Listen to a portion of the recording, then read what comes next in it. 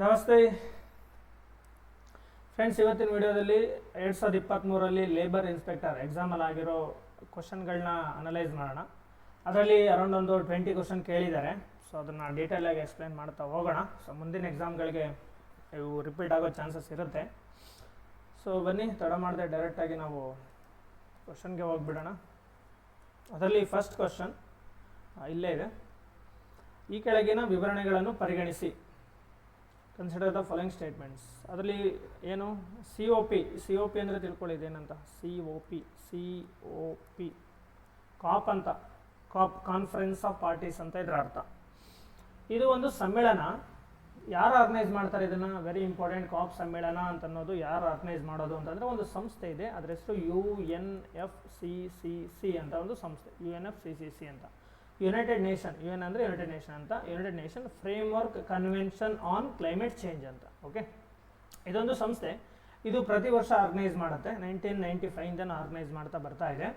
ಇದು 3 ವಿಷಯಕ್ಕೆ ಸಂಬಂಧಪಟ್ಟಂತೆ ಕಾಪ್ ಸಮಿಟ್ಗಳನ್ನ ಆರ್ಗನೈಸ್ ಮಾಡುತ್ತೆ. ಯಾವ ವಿಷಯ? ಒಂದು, ಕ್ಲೈಮೇಟ್ ಚೇಂಜ್, ವಾಯುಗುಣ ಬದಲಾವಣೆ.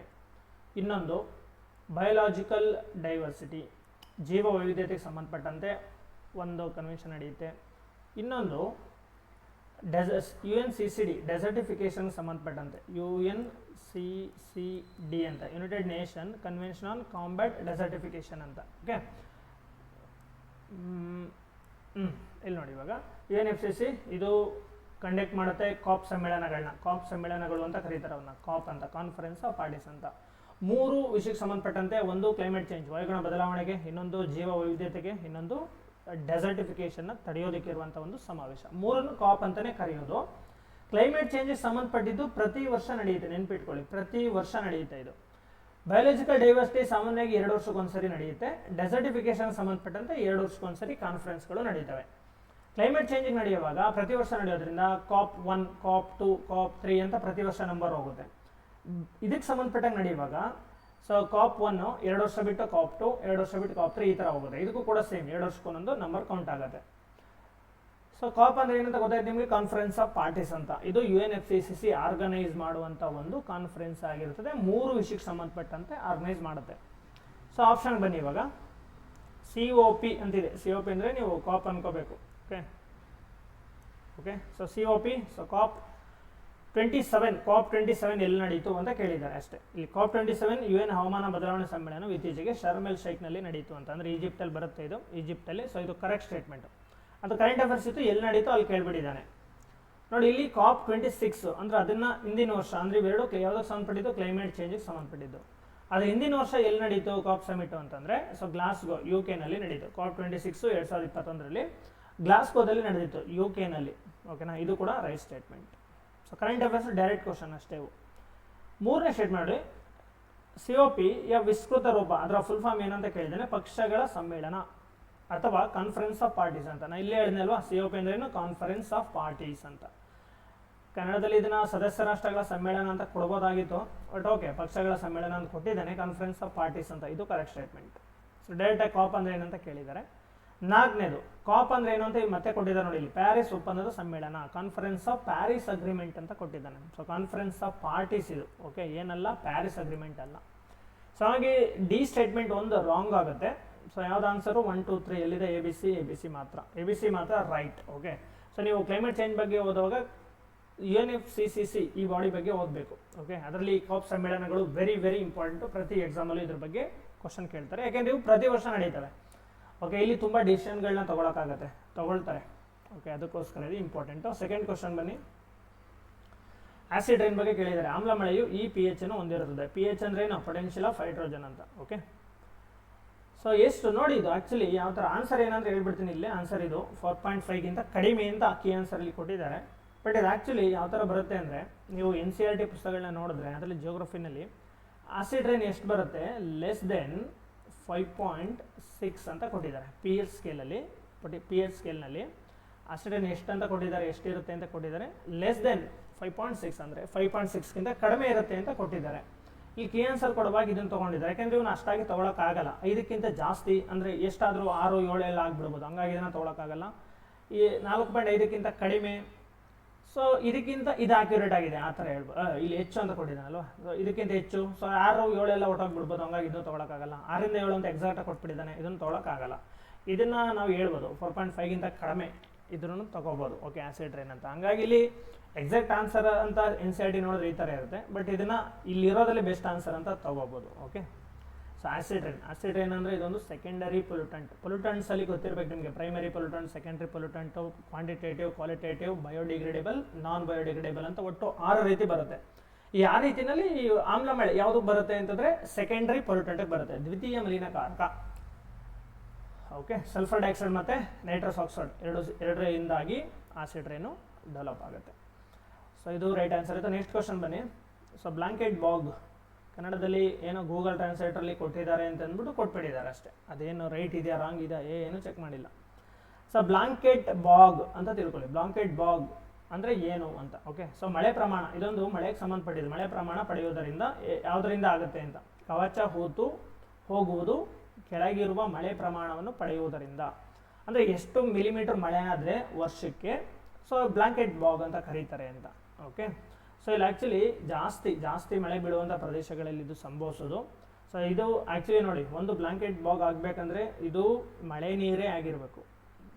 ಮಳೆಯಿಂದ ಮಾತ್ರ ನೀರನ್ನು ಪಡಿಬೇಕು ಹೊರತು ಕಾಲುವೆಯಿಂದ, ಸಮುದ್ರದಿಂದ ಇದೆಲ್ಲ ಪಡೆಯೋಂಗಿಲ್ಲ. ಮಳೆಯಿಂದ ಮಾತ್ರ ನೀರನ್ನ ಪಡೆಯುವಂಥ ಒಂದು ಪ್ರದೇಶ ಆಗಿರುತ್ತೆ. ಸೊ ವರ್ಷಕ್ಕೆ 1000 ಏನೋ ಮಿಲಿಮೀಟರ್ಗಿಂತ ಜಾಸ್ತಿ, 1000 ಮಿಲಿಮೀಟರಿಂದ ಜಾಸ್ತಿ ಮಳೆ ಆದರೆ ಅಲ್ಲಿ ಮಳೆ ನೀರೆಲ್ಲ ನಿಂತ್ಕೊಂಡ್ಬಿಡುತ್ತೆ. ಸೊ ಅದರಿಂದಾಗಿ ಏನಂತ ಅದು ಕರೀತಾರೆ, ಅದನ್ನು ಬ್ಲಾಂಕೆಟ್ ಬಾಗ್ ಅಂತ ಕರೀತಾರೆ. ಓಕೆ, ಬಟ್ ಇದು ನೀರು ಮಳೆ ನೀರೇ ಆಗಿರಬೇಕು, ಇದೊಂದು ಕಂಡೀಷನ್ ಇದೆ, ಇದಕ್ಕೆ ನೆನ್ಪಿಟ್ಕೊಳ್ಳಿ. ನೆಕ್ಸ್ಟ್ ಕ್ವಶನ್ ನೋಡಿ. ಏನಿದು ರಾಷ್ಟ್ರೀಯ ನಿಶ್ಚಿತ ನೆರವು ಅಂತ ಕನ್ನಡದಲ್ಲಿ ಸರಿಯಾಗಿ ಬರೋದಿಲ್ಲ. ಇದೇನು ಗೊತ್ತಾ, ನ್ಯಾಷನಲಿ ಡಿಟರ್ಮೈನ್ಡ್ ಕಾಂಟ್ರಿಬ್ಯೂಷನ್ಸ್ ಅಂತ. ಇದು ಕಾಂಟ್ರಿಬ್ಯೂಷನ್ಸ್, ಇದನ್ನ ಕನ್ನಡದಲ್ಲಿ ಏನು ಕೊಡ್ಬೋದಾಗಿತ್ತು, ರಾಷ್ಟ್ರೀಯವಾಗಿ ನಿರ್ಧರಿತ ಗುರಿಗಳು ಅಂತ ಒಂದು ಕಡೆ ಕೇಳಿದ್ದ, ಬಟ್ ಇಲ್ಲಿ ಈ ಥರ ಕೇಳಿದ್ದಾನೆ ರಾಷ್ಟ್ರೀಯ ನಿಶ್ಚಿತ ನೆರವು ಅಂತ. ಓಕೆ, ಈಗ ಕೊಡ್ಬೋದು ನೆರವು, ಕಾಂಟ್ರಿಬ್ಯೂಷನ್ ನೆರವು ಅಂತ. ಓಕೆ, ಸೊ ಏನು ನೋಡಿ ಇದು ಕ್ವಶನು, ರಾಷ್ಟ್ರೀಯ ನಿಶ್ಚಿತ ನೆರವು ಇದಕ್ಕೆ ಸಂಬಂಧಿಸಿದಂತೆ ಈ ಕೆಳಗಿನ ವಿವರಣೆಗಳನ್ನು ಪರಿಗಣಿಸಿ. ಕ್ವಶನ್ ಏನಿಲ್ಲಿ ಫೈನಲ್ ನೋಡಿ, ಈ ಮೇಲಿನ ನೀಡಲಾದ ಯಾವ ವಿವರಣೆಗಳು ಸರಿಯಾಗಿವೆ. ನೀವು ಇದನ್ನು ಓದ್ಬಿಟ್ಟು ಆಪ್ಷನ್ಗಳನ್ನ ಓದಿ ಆಮೇಲೆ ಇಲ್ಲಿಗೆ ಬರಬಾರ್ದು. ಓಕೆ, ಇಲ್ಲಿ ಪಾರ್ಟಲ್ಲಿ ಇಲ್ಲಾರ್ದ ಕ್ವಶನ್ ಇದೆ ನೋಡಿ, ಇಲ್ಲಾರ್ದ ಕ್ವಶನ್ ಇದೆ. ಸೊ ನೀವೆರಡನ್ನೂ ಫಸ್ಟ್ ಓದ್ಬಿಟ್ಟು ಆಮೇಲೆ ಆಪ್ಷನ್ಗಳನ್ನ ಓದಬೇಕು. ರಾಷ್ಟ್ರೀಯ ನಿಶ್ಚಿತ ನೆರವುಗೆ ಸಂಬಂಧಿಸಿದಂತೆ ಈ ಕೆಳಗಿನ ವಿವರಣೆಗಳನ್ನು ಪರಿಗಣಿಸಿ, ಈ ಮೇಲೆ ನೀಡಲಾದ ಯಾವ ವಿವರಣೆಗಳು ಸರಿಯಾಗಿವೆ. ಇಷ್ಟು ಓದ್ಬಿಡಿ, ಆವಾಗ ಬನ್ನಿ. ಅಲ್ಲಿ ಏನು ಕೇಳ್ತಿದ್ದಾನೆ, ಯಾವ ಸ್ಟೇಟ್ಮೆಂಟ್ ಸರಿ ಇದೆ ಅಂತ ಡೈರೆಕ್ಟಾಗಿ ಕೇಳ್ತಿದ್ದಾನೆ. ಸೊ NDC ಏನಿದು, ನ್ಯಾಷನಲಿ ಡಿಟರ್ಮೈನ್ಡ್ ಕಾಂಟ್ರಿಬ್ಯೂಷನ್ ಅಂದರೆ NDC ಅಂತ ಅಲ್ವಾ, NDC. ಸೊ NDCಗಳು ಪ್ಯಾರಿಸ್ ಒಪ್ಪಂದದ ಹೃದಯ ಭಾಗವಾಗಿವೆ ಅಂತ. ಅಂದರೆ ನೋಡಿ, ಇಲ್ಲಿ ಕಾಪ್ ಸಮಿಟ್ಸ್ ಬಗ್ಗೆನೇ ಕ್ವಶನ್ ಆಗಿದ್ದಾವೆ ನೋಡಿ, ಇಷ್ಟೊಂದಾಗಿದ್ದಾವೆ. COP 21 ನಡೆಯುತ್ತೆ. COP 21 ಯಾವ ವರ್ಷ ನಡೀತು, 2015. 2015ರಲ್ಲಿ COP 21 ನಡೀತು. 2015ರಲ್ಲಿ ಎಲ್ಲಿ ನಡೀತು, ಪ್ಯಾರಿಸಲ್ಲಿ ನಡೀತು. 2015ರಲ್ಲಿ ನಡೀತು ಪ್ಯಾರಿಸ್. ಸೊ ಪ್ಯಾರಿಸಲ್ಲಿ ನಡೆದಿದ್ದರಿಂದ ಅಲ್ಲಾದಂಥ ಒಪ್ಪಂದವನ್ನು ಪ್ಯಾರಿಸ್ ಒಪ್ಪಂದ ಅಂತ ಕರೀತಾರೆ. ಓಕೆ, ಅಲ್ಲಿ ಈ ನ್ಯಾಷನಲಿ ಡಿಟರ್ಮೈನ್ಡ್ ಕಾಂಟ್ರಿಬ್ಯೂಷನ್ ಇಂಟ್ರೊಡ್ಯೂಸ್ ಆಯಿತು, NDC ಅನ್ನೋದು ಇಂಟ್ರೊಡ್ಯೂಸ್ ಆಯಿತು. ಸೊ ಹಂಗಾಗಿ ಇದು ರೈಟ್ ಸ್ಟೇಟ್ಮೆಂಟ್, ಪ್ಯಾರಿಸ್ ಒಪ್ಪಂದದ ಹೃದಯ ಭಾಗವಾಗಿದೆ. ಇದು ಪ್ರತಿ 5 ವರ್ಷಗಳಿಗೊಮ್ಮೆ NDCಗಳನ್ನು UNFCCC ಅವಾಗಲೇ ಬರೋದ್ನಲ್ಲ ಅದು ಸಚಿವಾಲಯಕ್ಕೆ ಸಲ್ಲಿಸಲಾಗುವುದು. ಇದು ಕರೆಕ್ಟ್ ಸ್ಟೇಟ್ಮೆಂಟ್. ಅಂದರೆ ಪ್ರತಿ 5 ವರ್ಷಕ್ಕೊಮ್ಮೆ ನೋಡಿ, NDC ಅಂದರೆ ನೀವು ಡೀಟೇಲಾಗಿ ಓದಿದ್ರೆ ಇವು ಡೀಟೇಲಾಗಿ ಅರ್ಥ ಆಗ್ತವೆ. ಈಗ ಎಕ್ಸಾಂಪಲ್ ಕ್ಯೋಟೋ ಪ್ರೋಟೋಕಾಲ್ ಅಂತ ನಡೆಯುತ್ತೆ 1997ನಲ್ಲಿ. ಅಲ್ಲಿ ಏನು ಮಾಡಿದ್ರು, CBDR ಅಂತ ಒಂದು ಕಾನ್ಸೆಪ್ಟ್ ತಂದಿದ್ರು. CBDR ಅಂತ. CBDR ಅಂದ್ರೇನು, ಕಾಮನ್ ಬಟ್ ಡಿಫ್ರೆನ್ಶಿಯೇಟೆಡ್ ರೆಸ್ಪಾನ್ಸಿಬಿಲಿಟೀಸ್ ಅಂತ ಒಂದು ಕಾನ್ಸೆಪ್ಟ್ ಇತ್ತು.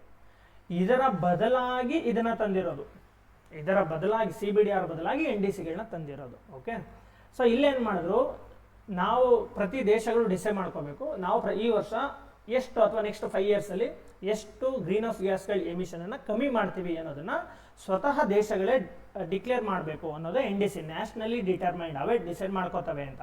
ಇದನ್ನು ಪ್ರತಿ 5 ವರ್ಷಕ್ಕೊಮ್ಮೆ ರಿಪೋರ್ಟ್ ಮಾಡಬೇಕಾಗುತ್ತೆ UNFCCCಗೆ. ಓಕೆ, ಅದನ್ನೇ ಕೊಟ್ಟಿದ್ದಾನೆ. ಹಂಗಾಗಿ ಇದು ಕೂಡ ರೈಟ್ ಸ್ಟೇಟ್ಮೆಂಟು.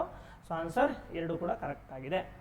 ಅಂದರೆ ಇವು ಎಲ್ಲ ಕನೆಕ್ಟೆಡ್ ಟಾಪಿಕ್ಕು, ಹಿಂದೆ ಗೊತ್ತಿದ್ರೆ ಮುಂದೆ ಗೊತ್ತಾಗುತ್ತೆ. ಡೈರೆಕ್ಟಾಗಿ ಒಂದೊಂದು ಹೇಳಿ ಅರ್ಥ ಮಾಡ್ಸೋದು ಕಷ್ಟ ಆಗುತ್ತೆ. ಹಾಗಾಗಿ ಸೊ ಇಲ್ಲಿ ಎಷ್ಟು ಸಾಧ್ಯವೋ ಬೇರೆ ಬೇರೆ ಕ್ವಶನಲ್ಲಿ ಬೇರೆ ಬೇರೆ ಟಾಪಿಕ್ ಬರೋದ್ರಿಂದ ನಿಧಾನಕ್ಕೆಲ್ಲ ಕವರ್ ಆಗ್ತಾ ಹೋಗುತ್ತೆ. ನೀವು ಜಸ್ಟ್ ಕರೆಕ್ಟಾಗಿ ಅರ್ಥ ಮಾಡ್ಕೋತಾ ಇರಿ ಅಷ್ಟೇ. ಓಕೆ, ಹೋಗ್ತಾ ಹೋಗ್ತಾ ಎಲ್ಲ ಅರ್ಥ ಆಗುತ್ತೆ ಕಾನ್ಸೆಪ್ಟ್. ಬೇರೆ ಬೇರೆ ಕಡೆ ಆ ಕಾನ್ಸೆಪ್ಟ್ ಬರುತ್ತೆ. ಎಕ್ಸಾಂಪಲ್ ನೆಕ್ಸ್ಟ್ ಕ್ವಶನಲ್ಲಿ ಕ್ಯೂಟೋ ಪ್ರೋಟೋಕಾಲ್ ಬರ್ಬೋದು ಬೇರೆ ಬೇರೆ ಕ್ವಶನ್ಗಳಲ್ಲಿ, ಅದಕ್ಕೋಸ್ಕರ. ನೆಕ್ಸ್ಟ್ ಕ್ವಶನ್, ಸೂಕ್ಷ್ಮ ಜೀವಿಗಳ ಚಯಾಪಚಯ ಕ್ರಿಯೆಯ ಬಳಕೆಯು ಜಲಮೂಲಗಳಲ್ಲಿನ ಮಾಲಿನ್ಯಕಾರಕಗಳನ್ನು ತೆಗೆದುಹಾಕುವುದು ಏನು ಎಂದು ಕರೆಯಲಾಗುತ್ತದೆ. ಇದು ಯಾರು ಬರೆದಿರೋದಲ್ಲ, ಇಲ್ಲಿರೋ ಕ್ವಶನ್ ಎಲ್ಲ ಗೂಗಲ್ ಟ್ರಾನ್ಸ್ಲೇಟ್ ಮಾಡಿ ಹಾಕಿದ್ದಾರೆ. ಓಕೆ, ಕನ್ನಡದ ಮಕ್ಕಳ ಕೇಳಿಸ್ಕೊಳ್ಳಿ. ಸೊ ಇಂಗ್ಲೀಷಲ್ಲಿ ಸ್ವಲ್ಪನೂ ನಿಮ್ಗೆ ಓದ್ಕೊಳ್ಳೋಕ್ಕಾಗಿಲ್ಲ ಅಂತಂದರೆ ಎಕ್ಸಾಮ್ ಕ್ಲಿಯರ್ ಮಾಡೋಕ್ಕೆ ಆಗೋದಿಲ್ಲ. ಇಂಥ ಒಂದೊಂದು ಕ್ವಶನ್ ಸಾಕು, ಇವ್ರು ಎಲ್ಲ ಕ್ವಶನು ಹಿಂಗೆ ಮಾಡಿದ್ದಾರೆ. ಓಕೆ, ಸ್ವಲ್ಪ ಇಲ್ಲಿ ಅರ್ಥ ಆಗದಿರೋದನ್ನ ಇಂಗ್ಲೀಷಲ್ಲಿ ನೋಡ್ಕೊಳ್ಳಿ, ಕರೆಕ್ಟಾಗಿ ಸಿಗುತ್ತೆ. Okay, the use of microorganism metabolism is to remove pollutants in the water bodies is known as ಅಂತ ಕೇಳಿದ್ದಾರೆ. ಅಂದರೆ ಇಲ್ಲಿ ಸೂಕ್ಷ್ಮ ಜೀವಿಗಳು ತಮ್ಮ ಚಯಾಪಚಯ ಕ್ರಿಯೆಗಳ ಮೂಲಕ ನೀರಲ್ಲಿರೋ ಮಲಿನಕಾರಕಗಳನ್ನ ಅಂದರೆ ಪೊಲ್ಯೂಟನ್ಸ್ನ ರಿಮೂವ್ ಮಾಡೋ ಪ್ರೋಸೆಸ್ ಏನಂತ ಕೇಳಿದ್ದಾರೆ ಅಷ್ಟೇ ಇಲ್ಲಿ. ಸೊ ನೋಡಿ, ಇಲ್ಲಿ ಕನ್ನಡಕ್ಕೆ ಟ್ರಾನ್ಸ್ಲೇಟೇ ಮಾಡಿಲ್ಲ ಇದನ್ನು, ಹಂಗಂಗೆ ಕನ್ನಡದಲ್ಲಿ ಕೊಟ್ಬಿಟ್ಟಿದ್ದಾರೆ. ಬಯೋಮ್ಯಾಗ್ನಿಫಿಕೇಷನ್, ಇದನ್ನು ಜೈವಿಕ ಸಂವರ್ಧನೆ ಅಂತ ಕರೀತಾರೆ. ಜೈವಿಕ ಸಂವರ್ಧನೆ ಅಂತ ಇದು. ಓಕೆ, ಜೈವಿಕ ಸಂವರ್ಧನೆ ಬರೆದೇ ಬಿಡ್ತೀನಿ. ವೆರಿ ಇಂಪಾರ್ಟೆಂಟ್ ಕಾನ್ಸೆಪ್ಟ್ಗಳು ಇಲ್ಲಿರೋವೆಲ್ಲ. ಜೈವಿಕ ಸಂವರ್ಧನೆ, ಒಂದೇ ನಿಮಿಷ. ಸೊ ಜೈವಿಕ ಸಂವರ್ಧನೆ. ಸೊ ಇನ್ನೊಂದು ಬಯೋ ರೆಮಿಡಿಯೇಷನ್ ಅಂತ. ಬಯೋ ರೆಮಿಡಿಯೇಷನ್ ಅಂದರೆ ಜೈವಿಕ ಸುಧಾರಣೆ. ಬಯೋಮೆಥನೇಷನ್ ಇದನ್ನು ಹಾಗೆ ಕರಿಬೋದು, ಇದಕ್ಕೆ ಎಕ್ಸಾಕ್ಟ್ ಕಾಣೋಲ್ಲ. ಬಯೋ ರಿಡಕ್ಷನ್, ಓಕೆ, ಇದು ಹಾಗೆ ಇರಲಿ. ಸೊ ಇವೆರಡಕ್ಕೆ ಬರೀಬೋದು. ಸೊ ಇಲ್ಲೇನು ಕೇಳಿದ್ದಾನೆ, ಇದಕ್ಕೆ ಆನ್ಸರ್ ಯಾವುದು? ಫಸ್ಟ್ ಆನ್ಸರ್ ನೋಡಿ. ಬಯೋ ಮ್ಯಾಗ್ನಿಫಿಕೇಷನ್ ಅಂದರೆ ಏನಂತ ಹೇಳ್ಬಿಡ್ತೀನಿ ನೋಡಿ ಫಸ್ಟ್. ಓಕೆ, ಬಯೋ ಮ್ಯಾಗ್ನಿಫಿಕೇಷನ್ ಅಂದ್ರೇನು? ಇವಾಗ ಜಲಭಾಗದಲ್ಲಿ ಸಂಭವಿಸುತ್ತೆ ಇದು, ನೀರಿನಲ್ಲಿ, ಜಲ ಪರಿಸರ ವ್ಯವಸ್ಥೆನಲ್ಲಿ. ಈಗ ಅಲ್ಲಿ ಏನೋ ಪಾಚಿ ಬೆಳೆಯುತ್ತೆ, ಆ ನೀರಲ್ಲಿ ಗೊಬ್ಬರ ಜಾಸ್ತಿ ಆಗಿಬಿಟ್ಟಿದೆ, ರಾಸಾಯನಿಕ ಗೊಬ್ಬರ, ಎಕ್ಸಾಂಪಲ್ ಫಾಸ್ಫೇಟೋ, ನೈಟ್ರೇಟೋ, ಇದೆಲ್ಲ ಅದೆಲ್ಲ ವಿಷ ಅಲ್ವಾ. ಸೊ ಈ ಪಾಚಿ ಬೆಳೆಯುವಾಗ ಆ ವಿಷನೆಲ್ಲ ಅಬ್ಸರ್ವ್ ಮಾಡ್ಕೊಂಡು ಆ ಪಾಚಿ ಬೆಳೆದಿರುತ್ತೆ. ಅಂದರೆ ಈಗ ಆ ವಿಷ ಈ ಪಾಚಿಯ ದೇಹದಲ್ಲಿದೆ. ಈ ಪಾಚಿಯನ್ನು ಯಾರಪ್ಪ ತಿಂತಾರೆ? ಈ ಪಾಚಿಯನ್ನು ಯಾವುದೋ ಸಣ್ಣ ಮೀನುಗಳು ತಿನ್ಬೋದು. ಸಣ್ಣ ಮೀನುಗಳು ಈ ಪಾಚಿನ ತಿಂತವೆ. ಈಗ ಇಲ್ಲಿರುವಂಥ ವಿಷ ಇಲ್ಲಿಗೆ ಬಂತು, ಇಲ್ಲಿಂದ ಇವಾಗ ಇಲ್ಲಿಗೆ ಬಂತು. ಓಕೆ, ಈ ಸಣ್ಣ ಮೀನುಗಳು ಯಾರು ತಿಂತಾರೆ? ಬಿಗ್ ಫಿಶ್ಗಳು ತಿಂತವೆ, ದೊಡ್ಡ ಮೀನುಗಳು ತಿಂತವೆ ಅಲ್ವಾ. ಇವಾಗೆಲ್ಲ ಐತೆ ವಿಷ, ಇಲ್ಲಿಂದ ಇಲ್ಲಿಗೆ ಟ್ರಾನ್ಸ್ಫರ್ ಆಯಿತು ಅಲ್ವಾ. ಸೊ ಈ ದೊಡ್ಡ ಮೀನುಗಳು ಯಾರು ತಿಂತಾರೆ? ತಿಮಿಂಗ್ಲ ಅಂತ ಅನ್ಕೋಣ. ತಿಮಿಂಗಲ, ಶಾರ್ಕ್ಗಳು. ಸೊ ಇವಾಗ ಇಲ್ಲಿರುವಂಥ ವಿಷಯ ಇಲ್ಲಿಗೆ ಬಂತು, ಇವಾಗ ಇಲ್ಲಿಗೆ ಬಂತು. ಇದೇನಂದರೆ ಆ್ಯಕ್ಚುಲಿ ಇಲ್ಲಿ ಕೇಳಿರೋ ಕ್ವಶನ್ ಯಾವ ಥರ ಆಗುತ್ತೆ, ಇನ್ನು ಇದಕ್ಕೆ ಕೇಳ್ತಾ ಇದ್ದೀನಿ. ಬಯೋ ಮ್ಯಾಗ್ನಿಫಿಕೇಷನ್ ಅಂದ್ರೆ ಏನು ಅಂತ ಹೇಳ್ತಾ ಇದ್ದೀನಿ. ಆನ್ಸರ್ ಏನು ಅಂತ ಆಮೇಲೆ ನೋಡೋಣ. ಆನ್ಸರ್ ಯಾವ್ದು ಬರೋದಿಲ್ಲ, ಬಯೋ ರೆಮಿಡಿಯೇಷನ್ ಬರೋದು. ಬಟ್ ನಾನು ಇದಕ್ಕೆ ಎಕ್ಸ್ಪ್ಲನೇಷನ್ ಕೊಡ್ತಾ ಇದ್ದೀನಿ. ಯಾವುದಕ್ಕೆ? ಒಂದೇದಕ್ಕೆ. ಬಯೋ ಮ್ಯಾಗ್ನಿಫಿಕೇಷನ್, ಜೈವಿಕ ಸಂವರ್ಧನೆ ಅಂದರೆ ಏನಂತ. ಜೈವಿಕ ಸಂವರ್ಧನೆ ಅಂತಂದರೆ ವಿಷಕಾರಿ ಅಂಶಗಳು ಆಹಾರ ಸರಪಳಿ, ಇದು ನೋಡಿ, ಇದೊಂದು ಆಹಾರ ಸರಪಳಿ ಅಲ್ವಾ, ಒಂದಕ್ಕೊಂದು ಡಿಪೆಂಡ್ ಆಗಿದೆ. ಒಂದು ಆಹಾರ ಸರಪಳಿಯಲ್ಲಿ ಸೇರಿ ಒಂದು ಪೋಷಣಾ ಸ್ತರ, ಇದು ಒಂದೊಂದು ಟ್ರಾಫಿಕ್ ಲೆವೆಲ್ ಅಂತ ಕರೀತಾರೆ ಇದನ್ನ, ಪೋಷಣಾ ಸ್ತರ ಅಂತ. ಒಂದು ಪೋಷಣಾ ಸ್ತರದಿಂದ ಮತ್ತೊಂದು ಪೋಷಣಾ ಸ್ತರಕ್ಕೆ ಸಂಚಯನವಾಗುತ್ತಾ ಕೊನೆಯ ಹಂತದಲ್ಲಿ ಹೆಚ್ಚಾಗುವ ಪ್ರಕ್ರಿಯೆಯಾಗಿದೆ. ಈ ವಿಷ ಜಾಸ್ತಿ ಎಲ್ಲಿರುತ್ತಪ್ಪ ನೋಡಿ, ಇದು KS 2017 ಕ್ವಶನ್ ಕೂಡ ಹಿಂಗೆ ಫುಡ್ ಚೈನ್ ಕೊಟ್ಬಿಟ್ಟು ಬಯೋ ಮ್ಯಾಗ್ನಿಫಿಕೇಷನ್ ಪ್ರಕಾರ ಜಾಸ್ತಿ ವಿಷಕಾರಿ ಅಂಶಗಳು ಎಲ್ಲಿ ಸ್ಟೋರ್ ಆಗುತ್ತೆ ಅಂತ ಕೇಳಿದ್ದಾನೆ. ಸೊ ಕೊನೆಗೆ ಬರುವಂಥ ಜೀವಿ ತಿಮಿಂಗಲ, ಇಲ್ಲೆಲ್ಲ ಸ್ವಲ್ಪ ಸ್ವಲ್ಪ ಇರ್ತದೆ, ಎಲ್ಲ ಸೇರಿ ಸೇರಿ ಸೇರಿ ಕೊನೆಗೆ ಸ್ಟೋರ್ ಆಗೋದಿಲ್ಲಿ ತಿಮಿಂಗಲದಲ್ವಾ. ಸೊ ಇಲ್ಲಿ ಹೈಯೆಸ್ಟ್ ಬರುತ್ತೆ. ಓಕೆ, ಸೊ ಬಯೋ ಮ್ಯಾಗ್ನಿಫಿಕೇಷನ್ ಅಂದರೆ ಇಷ್ಟೇ, ವಿಘಟನೆಗೊಳ್ಳದ ಮಲಿನಕಾರಕಗಳು ಆಹಾರ ಸರಪಳಿಯಲ್ಲಿ ಸೇರಿ ಒಂದು ಪೋಷಣಾ ಸ್ತರದಿಂದ ಮತ್ತೊಂದು ಪೋಷಣಾ ಸ್ತರಕ್ಕೆ ಹೋದಂತೆ ಹೆಚ್ಚಾಗ್ತಾ ಹೋಗೋದು. ಇದು ಕೊನೆಯ ಹಂತದ ಜೀವಿಗಳಲ್ಲಿ ಹೆಚ್ಚಾಗಿ ಕಂಡು ಬರ್ತದೆ. ಎಕ್ಸಾಂಪಲ್ ತಿಮಿಂಗಲಗಳಲ್ಲಿ, ರಣಹದ್ದುಗಳಲ್ಲಿ, ಮೊಸಳೆಗಳಲ್ಲಿ, ಮನುಷ್ಯನಲ್ಲಿ, ಇಂಥ ಕಡೆ ಜಾಸ್ತಿ ಇರುತ್ತೆ. ಓಕೆ, ಇದು ಬಯೋ ಮ್ಯಾಗ್ನಿಫಿಕೇಷನ್ ಅಂತ. ಬಟ್ ಇದಕ್ಕೂ ಇಲ್ಲಿ ಆನ್ಸರ್ಗೆ ಸಂಬಂಧಪಡಲ್ಲ ಇದು ಅಷ್ಟಾಗಿ. ಸೊ ಹಂಗಾಗಿ ಇದು ರಾಂಗ್ ಆನ್ಸರು ಮೊದಲನೇದು, ಅದಕ್ಕೆ ಇಲ್ಲಿರೋದು ಆನ್ಸರ್. ಸೊ ಎರಡನೇದು ಬಯೋ ರೆಮಿಡಿಯೇಷನ್, ಇದು ಆನ್ಸರ್. ಇದಕ್ಕೆ ಇಲ್ಲಿರೋ ಕ್ವಶನ್ಗೆ ಇದು ಆನ್ಸರ್. ಬಯೋ ರೆಮಿಡಿಯೇಷನ್ ಅಂತಂದರೆ ಸೂಕ್ಷ್ಮಾಣು ಜೀವಿಗಳನ್ನ ಬಳಸ್ಕೊಂಡು ನಾವು ಜಲಮೂಲಗಳಿರೋ ಪೊಲ್ಯೂಷನ್ನ ಕಡಿಮೆ ಮಾಡ್ಬೋದು. ಹೇಗೆ ಕಡಿಮೆ ಮಾಡ್ಬೋದು ನೋಡಿಲಿ. Bio remediation it is a branch of biotechnology. ಇದೊಂದು ಜೈವಿಕ ತಂತ್ರಜ್ಞಾನದ ಒಂದು ಶಾಖೆಯಾಗಿದೆ. ದಟ್ ಎಂಪ್ಲಾಯ್ಸ್ ಲಿವಿಂಗ್ ಆರ್ಗ್ಯಾನಿಸಮ್, ಅವು ಸೂಕ್ಷ್ಮಾಣು ಜೀವಿಗಳನ್ನ ಬಳಸ್ಕೊಂಡು ಬ್ಯಾಕ್ಟೀರಿಯಾ, ಶಿಲೀಂಧ್ರ, ಓಕೆ, ಬ್ಯಾಕ್ಟೀರಿಯಾ ಮತ್ತು ಫಂಗಿಗಳನ್ನ ಬಳಸ್ಕೊಂಡು ಸೊ ಹಜಾರ್ಡಸ್ ಸಬ್ಸ್ಟ್ಯಾನ್ಸಸ್ನ ಏನು ಮಾಡ್ತವೆ ಅಂದರೆ ಹಾನಿಕಾರಕ ಅಂಶಗಳನ್ನು ನೀರಿಂದ ರಿಮೂವ್ ಮಾಡಿಸ್ಬೋದು. ಇದನ್ನು ಬಯೋ ರೆಮಿಡಿಯೇಷನ್ ಅಂತ ಕರೀತಾರೆ. ಓಕೆ, ಸೊ ಅದರಲ್ಲಿ ಸುಮಾರು ಟೂಲ್ ಇದೆ. ಎಕ್ಸಾಂಪಲ್ ನೀವು bio venting, bio sparging, bio accumulation, ಈ ಥರ ಬೇರೆ ಬೇರೆ ಟೂಲ್ ಇದೆ. ಓಕೆ, ನೀವು ಅದನ್ನು ಡೀಟೇಲಾಗಿ ಓದಬೇಕು. ಸೊ ಅದಕ್ಕೆ ಆನ್ಸರ್ ಬಯೋ ರೆಮಿಡಿಯೇಷನ್ ಅಂದರೆ ಡೆಫಿನಿಷನ್. ಇಲ್ಲಿ ಬಯೋ ಮ್ಯಾಗ್ನಿಫಿಕೇಶನ್ ಅವಾಗಲೇ ನಾನು ಹೇಳಿದ್ನಲ್ಲ ಅದು ಇದೆ ನೋಡಿ, ಡೆಫಿನಿಷನ್ ನೋಡ್ಕೊಳ್ಳಿ. ಇನ್ನೊಂದು ಬಯೋ ಮೆಥನೇಷನ್ ಅಂತಿದೆ. ಮೆಥನೇಷನ್ ಅಂದರೆ ಮೀಥೇನ್ನ ಪ್ರೊಡ್ಯೂಸ್ ಮಾಡುವಂಥ ಒಂದು ಪ್ರೋಸೆಸ್ಸು.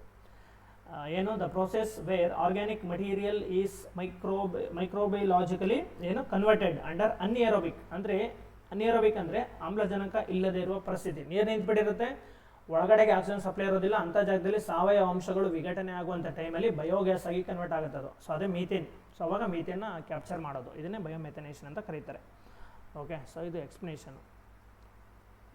ಸೊ ಇಲ್ಲಿ ಆನ್ಸರ್ ಯಾವುದು? ಸೂಕ್ಷ್ಮಜೀವಿಗಳ ಚಯಾಪಚಯ ಕ್ರಿಯೆಯ ಬಳಕೆಯು ಜಲಮೂಲಗಳಲ್ಲಿನ ಮಾಲಿನ್ಯವನ್ನು ತೆಗೆದುಹಾಕುವುದು ಯಾವುದು? Bio remediation. Bio magnification very important question ಇದು, ಪ್ರತಿ ಎಕ್ಸಾಮಲ್ಲೂ ಕೇಳ್ತಾನೆ ಇದನ್ನು. ಓಕೆ, ಅದಕ್ಕೆ ಇದು ಆನ್ಸರು.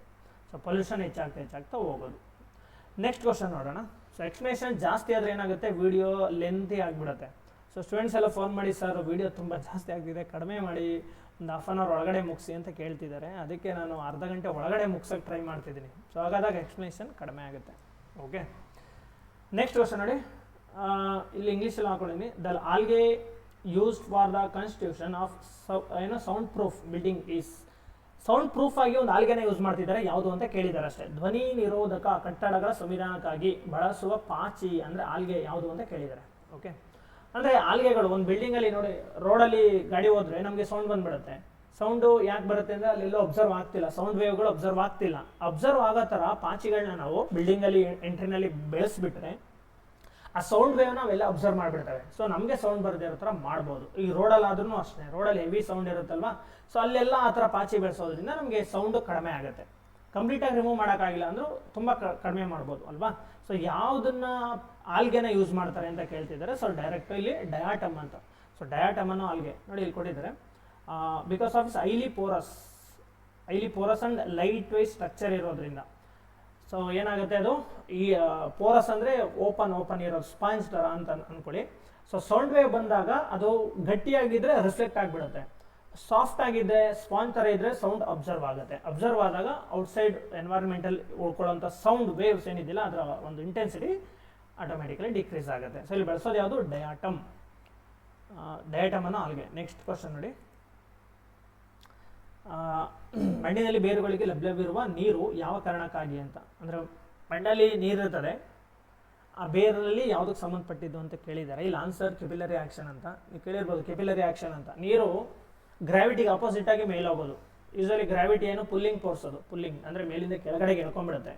ಬಟ್ ಕೆಪಿಲರಿ ಆ್ಯಕ್ಷನ್ ಏನು, ಗ್ರಾವಿಟಿ ಎಳೀತಾ ಇದೆ ಬಟ್ ನೀರು ಗಿಡದಲ್ಲಿ ಬೇರಿಂದ ತುದಿವರೆಗೂ ಟ್ರಾವೆಲ್ ಮಾಡುತ್ತೆ. ಇದನ್ನ ಉಲ್ಟಾ ಹೋಗೋದಲ್ವಾ, ಗ್ರಾವಿಟಿಗೆ ಅಪೋಸಿಟ್. ಇದನ್ನೇ ಕೆಪಿಲರಿ ಆ್ಯಕ್ಷನ್ ಅಂತ ಕರೀತಾರೆ.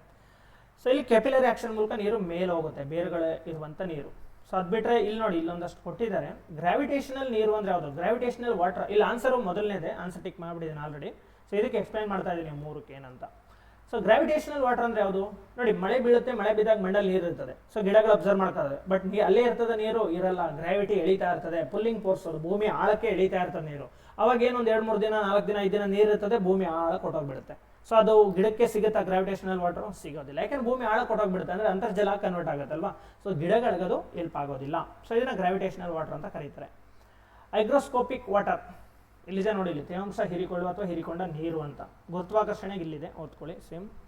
ಸೊ ಒಗಟಿನ ಬಲಗಳಿಂದ ಇಲ್ಲಿ ಸರಿಯಾಗಿರೋದಿಲ್ಲ, ಗೂಗಲ್ ಟ್ರಾನ್ಸ್ಲೇಟಲ್ಲಿ ಮಾಡಿದೆ ಇದನ್ನು, ಕನ್ನಡದ ಇಂಗ್ಲೀಷಲ್ಲಿ ಹಾಕೋದು ಬೇಡ ಅಂದ್ಬಿಟ್ಟು. ಮಣ್ಣಿನ ಕಣಗಳಿಂದ ಹೈಡ್ರೋಸ್ಕೋಪಿಕ್ ನೀರನ್ನು ಹಿಡಿದಿಟ್ಟುಕೊಳ್ಳಲಾಗುತ್ತದೆ. ಸಸ್ಯಗಳು ಈ ನೀರು ಬಳಸ್ಕೊಳ್ಳೋದಿಲ್ಲ, ಸಸ್ಯಗಳಿಗೆ ಇದು ಹೆಲ್ಪ್ ಆಗಲ್ಲ. ಮಣ್ಣಿನ ಕಣಗಳ ಸುತ್ತಲೂ ಈ ನೀರು ಡೆವಲಪ್ ಆಗಿರ್ತದೆ. ಈ ನೀರು ಅಷ್ಟಾಗಿ ಗಿಡಗಳಿಗೆ ಬಳಕೆ ಆಗೋದಿಲ್ಲ. ಗಿಡಗಳಿಗೆ ಬಳಕೆ ಆಗೋ ನೀರು ಯಾವುದು ಅಂದರೆ ಇದೊಂದೇ, ಕೆಪಿಲರಿ ವಾಟರ್ ಅಂತ ಕರೀತಾರೆ. ಓಕೆ, ಸೊ ಇದು ಹೈಗ್ರೋಸ್ಕೋಪಿಕ್ ವಾಟರ್ ಇದೆಯಲ್ಲ, ಇದು ತುಂಬ ಕಡಿಮೆ, 1% 8% ಅಷ್ಟೇ ಇದಕ್ಕೆ ಹೆಲ್ಪ್ ಆಗೋದು ಅಂತ ನೀರು ಅಂತ ಕರೀತಾರೆ. ಇನ್ನೊಂದು ರಾಸಾಯನಿಕವಾಗಿ ಬಂಧಿತ ನೀರು ಅಂತ ಕರೀತಾರೆ, ಕೆಮಿಕಲ್ ಬಾಂಡಿಂಗ್ ವಾಟರ್ ಅಂತ. ಅದ್ರ ಬಗ್ಗೆ ಇಲ್ಲಿಲ್ಲ. ಕೆಮಿಕಲ್ ವಾಟರ್ ಅಂದರೆ ಅದರ ಒಂದು ಸಾಯಿಲ್ ಒಂದು ಕೆಮಿಕಲ್ ಕಾಂಬಿನೇಷನ್ ಇದೆ, ಅದರಲ್ಲಿ ಸಂಬಂಧಪಟ್ಟಿದ್ದದು. Okay, don't worry. ಇಲ್ಲೊಂದು ಎಕ್ಸ್ಟ್ರಾ ಒಂದು ಕೊಟ್ಟಿದ್ದಾರೆ ಅಷ್ಟೇ, ಇಲ್ಲಿರೋ ಆಪ್ಷನ್ ಬಿಟ್ಟು. ಹರಿದು ಹೋಗುವ ನೀರು ಅಂತ, ರನ್ ಆಫ್ ವಾಟರ್ ಅಂತ ಕರೀತಾರೆ. ರನ್ ಆಫ್ ವಾಟರ್ ಅಂತಂದ್ರೇನು, ಮಳೆ ಬಿದ್ದಾಗ ಮಳೆ ನೀರು ಒಂದು ಕಡೆ ನಿಲ್ಲೋದಿಲ್ಲ. ಗುಂಡಿ ಇದ್ರೆ ನಿಂತ್ಕೊಳ್ಳುತ್ತೆ, ತಗ್ಗಿದ್ರೆ, ಇಲ್ಲಾಂದ್ರೆ ಹರ್ಕೊಂಡು ಹೋಗ್ತಾ ಇರುತ್ತಲ್ವಾ. ಈ ನೀರು ಗಿಡಗಳಿಗೆ ಹೆಲ್ಪ್ ಆಗುತ್ತಾ? ಹೆಲ್ಪ್ ಆಗಲ್ಲ, ಹರ್ಕೊಂಡು ಹೊಟ್ಟೋಗ್ಬಿಡುತ್ತೆ. ಇದು run of water. Run of ಅಂದ್ರೆ ಓಡೋದು ಅಂತ, ಹರಿಯುವ ನೀರು ಅಂತ.